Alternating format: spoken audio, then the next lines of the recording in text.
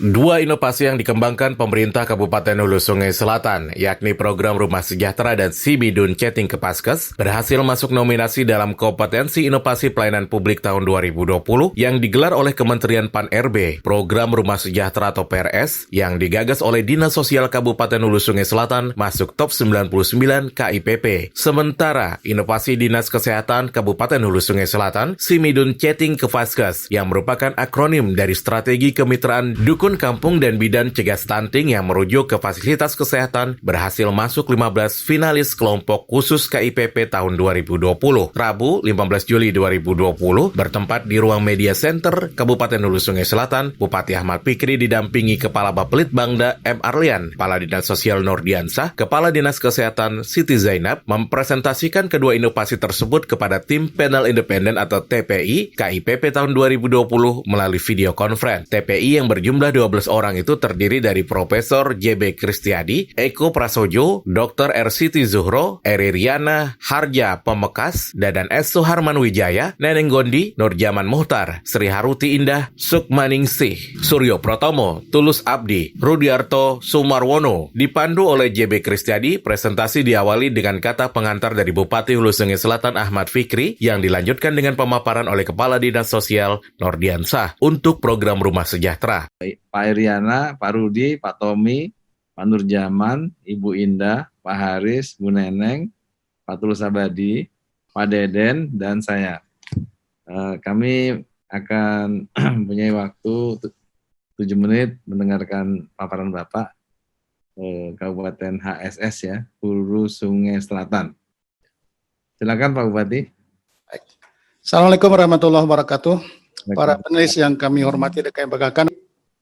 Kamar sebelah Pak Kris juga hadir, Pak Wakil Bupati, Pak Sekretaris Daerah juga mengikuti. Ini sebagai wujud komitmen kami bahwa inovasi ini betul-betul menjadi inovasi kami pemerintah Hulu Sungai Selatan yang kami persembahkan untuk masyarakat Hulu Sungai Selatan. Silakan Kepala Dinas Sosial untuk memaparkan secara detail program Rumah Sejahtera.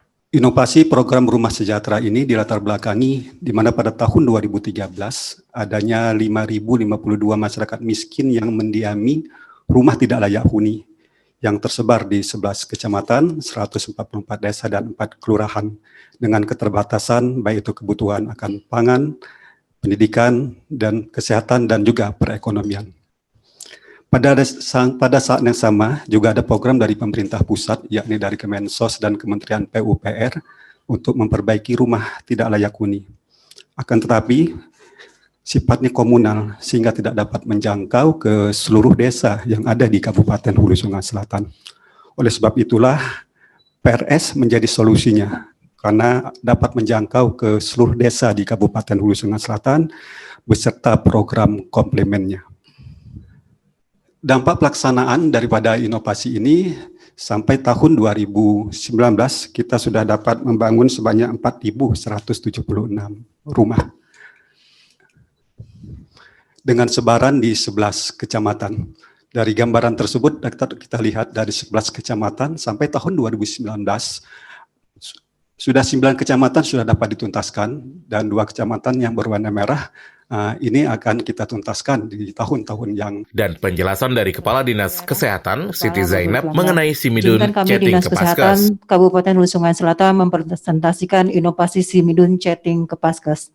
Latar belakang inovasi bermula dari tingginya angka kematian ibu pada tahun 2012 berjumlah 12 orang, disebabkan karena persalinan di tongol-tongol dukun kampung, masyarakat menengah ke bawah masih memegang tradisi adat istiadat dan budaya, dan masyarakat masih kurang percaya kepada bidan desa karena dianggap masih muda dan kurang berpengalaman. Permasalahan ini diatasi dengan inovasi Simidun Kepaskes.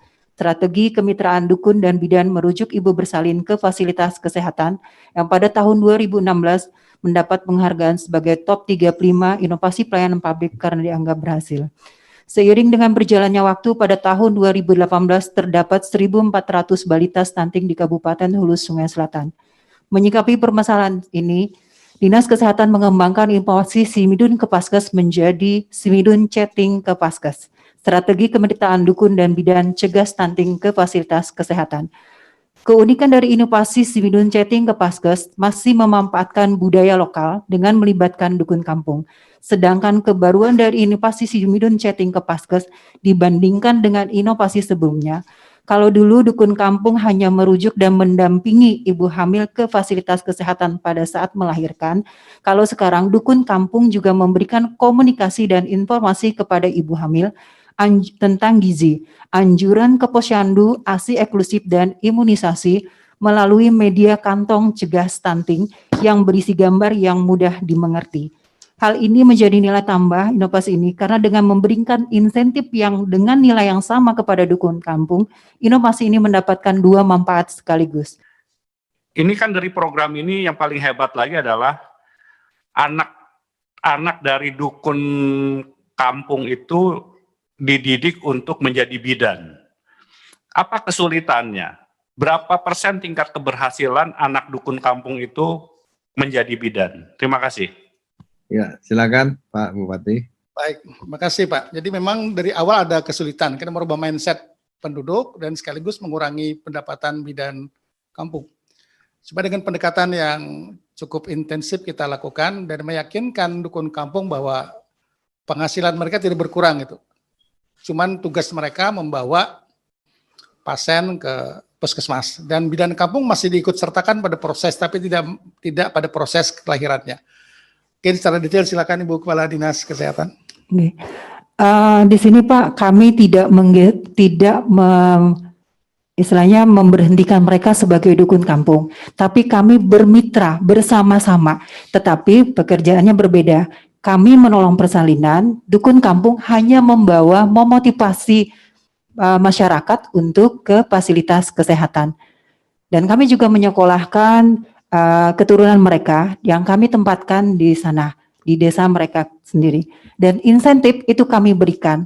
Kan mereka pekerjaannya jadinya lebih ringan. Kalau dulu mereka harus melayani dari awal sampai akhir, kalau sekarang kan tidak. Mereka cuma mendampingi saja. Proses persalinan ditolong oleh tenaga kesehatan, tapi mereka mendapatkan insentif yang lebih besar daripada kalau mereka menolong sendiri. Mereka mendapat insentif 200.000. Kalau mereka menolong sendiri, mereka cuma dapat paling 100 sampai 150.000. Ya, terima kasih Pak Bupati. Luar biasa. Saya kira penemuan yang paling bagus menurunkan angka kematian yaitu ide itu yang saya terkagum-kagum, memindahkan kelahiran dari tempat biasa, artinya di rumah, itu dibawa ke fasilitas layanan kesehatan. Itu kuncinya, teorinya memang bilang begitu. Bidan desanya itu laki-laki kan Pak? Iya, dukun kampung. betul. Itu yang saya kaget, makanya inget banget, oh ini yang dulu menang. Ya Pak. Nah, apakah yang laki-laki juga masih digunakan Pak? Karena bidannya laki-laki. Iya, luar biasa waktu itu. Ya. Sudah meninggal. Jadi sekarang tidak lagi Bu, jadi tidak ada lagi bidannya laki-laki. Dulu bidannya laki-laki itu merangkap suaminya. Jadi suami kelahiran istrinya. Oh, tapi gambarnya kaget. Iya. Iya Pak, luar biasa, bagus. Saya sangat Nurjaman. Dengan kemajuannya. Proses ada pertanyaan atau Nurjaman. Silakan. Bupati. Prof dan panelis lainnya, kami sangat bersyukur hari ini banyak menerima masukan yang sangat berarti, sekaligus support untuk kami untuk terus berbuat yang terbaik untuk masyarakat kami di Hulu Sungai Selatan. Insya Allah, seiring dengan masa jabatan kami tinggal 3 tahun, kami akan bekerja keras untuk menuntaskan persoalan-persoalan di masyarakat ini. Mohon doa restu dan dukungannya selalu untuk kami semua. Terima kasih, Prof.